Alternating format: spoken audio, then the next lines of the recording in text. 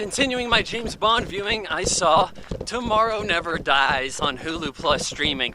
This is the first Brosnan film I'm talking about. It's not actually in the James Bond collection on Hulu Plus. I'm freezing out here, guys. You just gotta give me a break, okay? But, anyhow, it's a pretty serviceable Bond, honestly. I did see this in theaters back in '97. I guess folks and I saw this instead of Titanic, some of the few people who did. And it was about this time of year. But we're starting off. This is one of the very best intro action sequences for a Bond film. We have a deal going on, I think in Russia. It's snowy, so I'm assuming it's Russia. And there's an arms deal, and they find out, oh hey, we identified the guys we're looking for. Let's go ahead and send in some missiles, take these guys out. Hold on, our man on the ground says that they got nukes. Abort missiles. Oh no, the missiles are still coming. But it's James Bond that's on the ground, and he kicks some ass, takes off in a jet with the missiles, avoids other shit. I mean, this is just like everything you could ask for in a Bond action sequence. It's one of the very best. Hell of a good way to start the movie. We get the title song, which is fairly unremarkable, bringing it back down to earth. And a lot of talk of computer chips, news media stuff. We have this guy. He's kind of dressed like Steve Jobs, but he's more of a media mogul. Though there is a little bit of Bill Gates in him, because he does talk to one of his people and say, hey, new software is ready, but it's full of bugs, so people have to upgrade for years. Good job. But, man, it's cold enough I can't remember all the stuff, okay? I can't remember the actor's name. Price? I think it's Jonathan Price. And my leg's hurting now. This is bullshit, guys. Don't put me through this torture.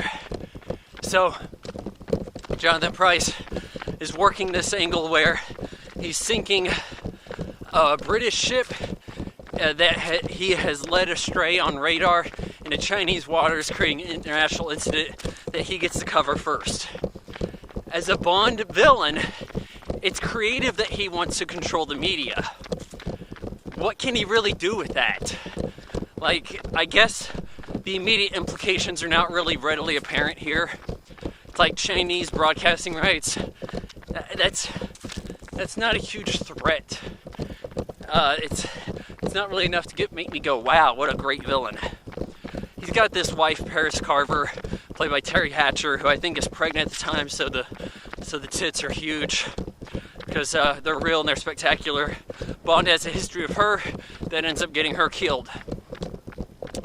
So Bond also has a contact, Wei Lin, from Chinese government. I guess much of this movie takes place in Hong Kong.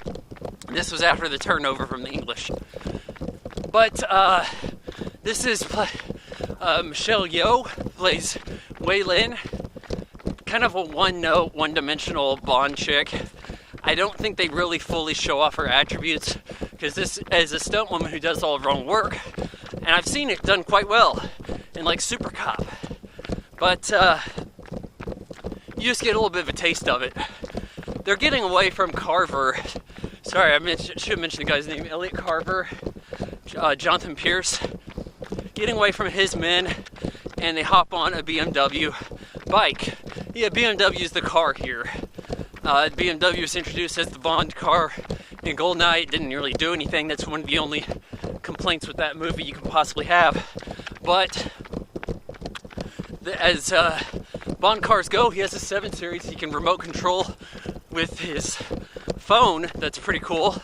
And interesting enough, the brand new 7 Series from BMW has this feature. Remote driving, so you can get out of parking space and drive the car in a tight parking space you wouldn't be able to open the door of.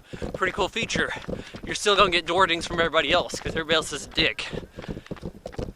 Anyhow, they're on the BMW motorcycle being chased by a chopper. Very cool scene. There is one issue I have, and you're gonna call me a prude, but you're a dick if you do. So they crash through this building, and as they're driving away, in this room there's this topless girl. You see some nipple. And it's like, well, wait a minute, this is James Bond, PG-13, like what the hell, they're trying to follow the lead of Titanic here? And she's continuing having sex with a guy, but the scene's not set up correctly. You only see her on top of him as they're leaving the room, and it's like, well, where'd she come from? Like, you couldn't really tell, even if you were looking for it, that there was someone in the background in a bed. There should have been like a lead up to that, like a scene of her in the bed with a guy, then come crashing down into the room and drive away, and they're like, oh well, let's continue getting it on. That's really more my complaint with that. Bond gets aboard the stealth ship that Carver has.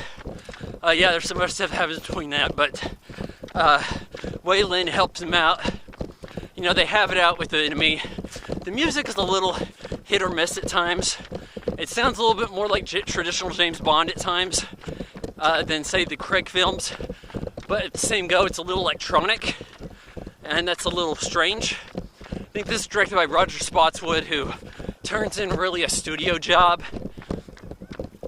Bond foils Carver and his villain, Mr. Stamper, who is kind of a letdown compared to Xenia in GoldenEye.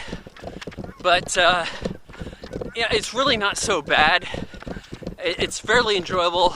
There's definitely fun to be had in this, whereas the Craig films are just like, wow, we're playing this so low-key and serious. Christ's sake, such a droll. I give Tomorrow Never Dies 3 out of 4 stars. And this may be the last time I talk to you guys for a bit because it's freezing, my dick is freezing off, I can't feel my fingers, I can't feel my face. You know, maybe I'll see you next time in the new year.